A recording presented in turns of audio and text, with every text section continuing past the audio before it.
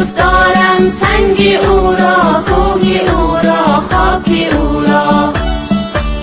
دوست دارم قلب خود را، خانه اندوه او را. دوست دارم قلب خود را، خانه اندوه او را.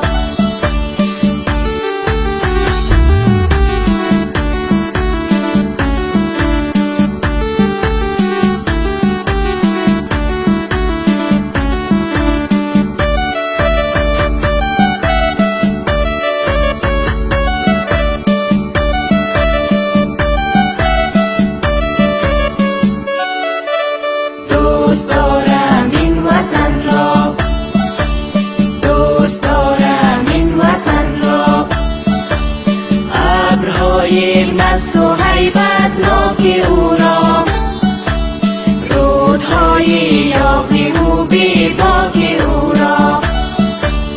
رودهای یاغی و بیباک او را. بر فراز کوهساران آسمان پاک او را. بر فراز کوهساران آسمان پاک او را. آسمان پاک او را.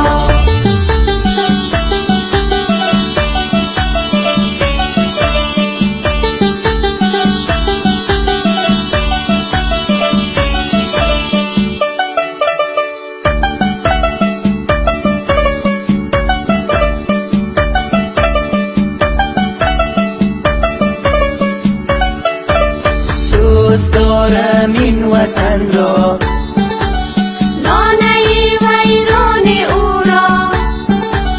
خانه دهقان او را.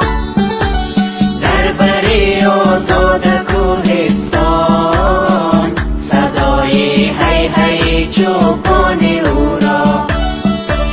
در بر آزاد کوهستان، صدای هی هی چوپان او را.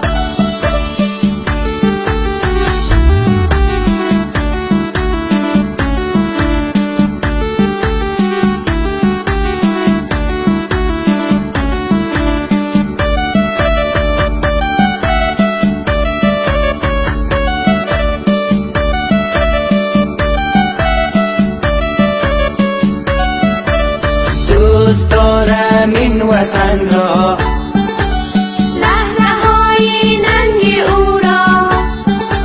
صلح او را، جنگ او را.